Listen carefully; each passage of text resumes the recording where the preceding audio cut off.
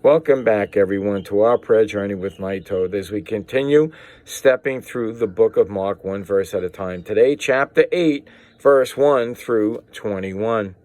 You know, I've gone to some churches in my life, and some of them better than others, but I always liked the ones, I got to admit, that in New York that had what they called an Agape feast. And that is, once a month, we would go over one individual's house, the whole church, and we would eat there. And you know what would happen? The church attendance would increase so that they can go to this Agape feast. And it was really a blessed time because they had food, conversation, and really good Christian fellowship. And down in the South, they have the potluck suppers, and I am sure it is almost the same. But the question is, why do people go more on those days? Is it because of the food? All right, or is it because of the Word of God? Now, in John Jesus had to address the people coming for just food, and he had to explain to them really hard spiritual saying, I am the bread of life, something they couldn't understand. He was doing that to drive them away because they were only coming to get more food for free. Here, we're going to see something totally different. People coming to Jesus for one reason, the Word of God. Let's pick up our story, chapter 8, verse 1 through 3. In those days, the multitude being very great and having nothing to eat, Jesus called the disciples unto him and said unto them, I have compassion on the multitude, because they have now been with me 3 days and have nothing to eat.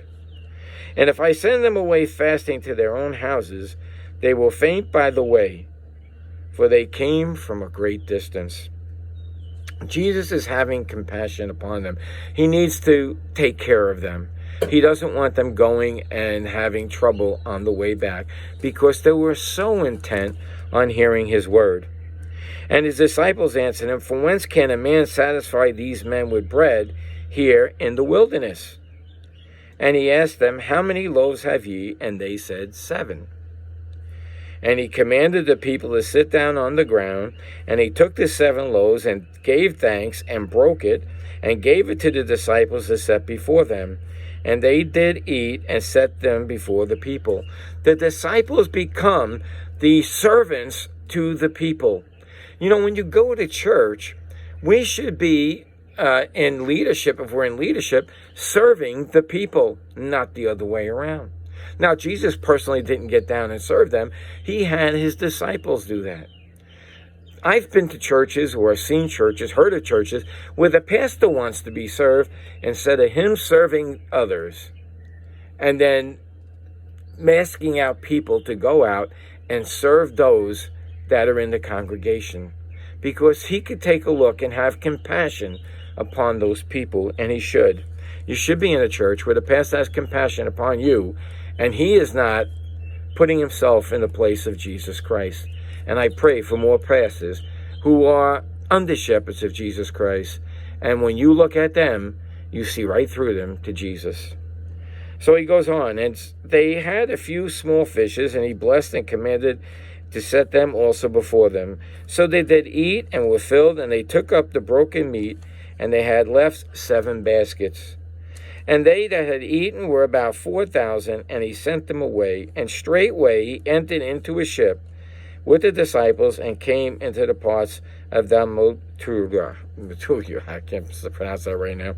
But anyway, they have 7 baskets full of food. But for some reason, they forget to take it on their journey. Let's see here on the next part in verse 11. And the Pharisees came forth and began to question him, probably because they questioned him, seeking a sign from heaven and tempting him. They're coming there to confront Jesus and say, you know what, if you're the Son of God, you show us a miracle. Are you kidding me? He just fed 5,000, 4,000, healed the blind, healed the deaf, healed the dumb. He's done all of these different things, but they refuse to accept that because maybe they didn't see it when it happened. We get the same thing today.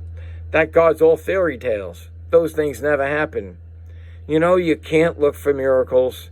Even the apostles, like, what are we going to do? How are we going to feed these people? All right? They've been around miracles before. We cannot live off of our miracles on our faith. We got to walk by faith. And then God will give us sight when we need it. So he goes on in verse 12, and he signed deeply in his spirit and said, why do this generation seek after a sign? Verily I say unto you, there shall no sign be given unto this generation. And he left them, and entering into the ship, he departed to the other side. Now the disciples had forgotten to take bread, neither had they in the ship any more than one loaf. They had 7 loaves of bread. They forgot to take it. So here they go with Jesus, no bread. So Jesus now is going to give them a spiritual lesson, but they're going to think in the physical. And this is the problem man has all the time. We're looking for miracles. Even like a couple of days ago, I said, God, show me something that what I'm doing is right. Yet I know God told me to do this, and I know he told me to walk by faith. And so I continue to walk by faith. So he charged them saying, take heed, beware of the leaven of the Pharisees and of the leaven of Herod. He's bringing 2 things in play here. One is the religious leaders, and the other are the political leaders. Oh, we really need to heed this today. Let's continue, and I'll go back to that.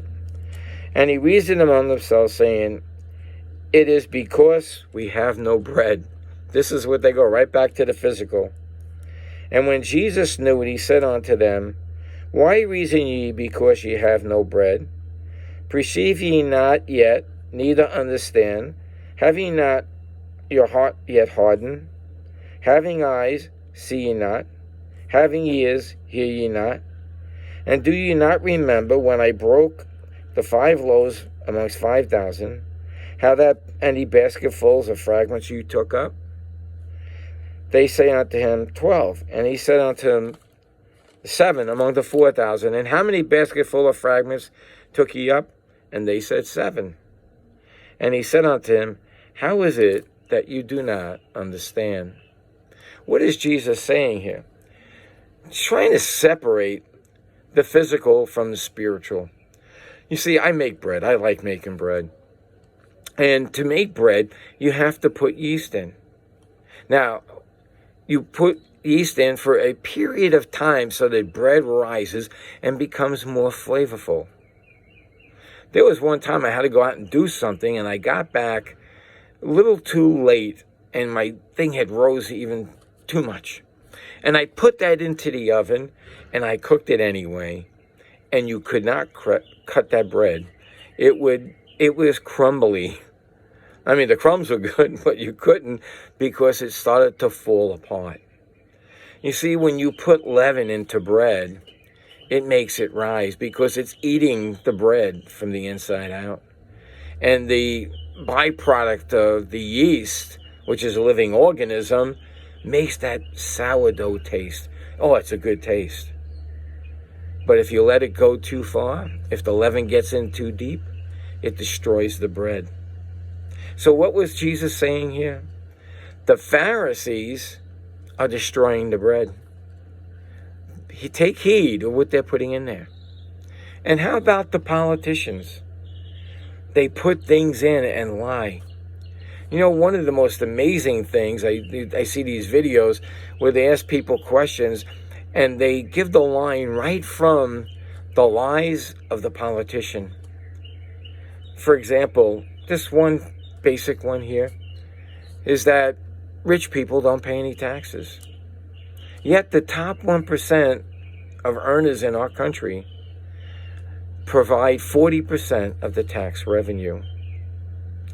And there is some unfairness in certain things.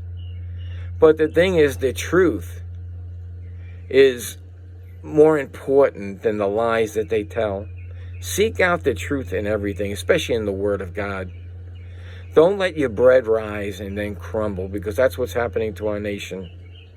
And that's why I'm calling all of us to get involved, not in politics like I thought about doing past times, but in prayer and in seeking out God's will. Let it crumble around us as we come to Jesus Christ, because he wants you to be his child in his kingdom. So until next time, let Jesus increase as we decrease.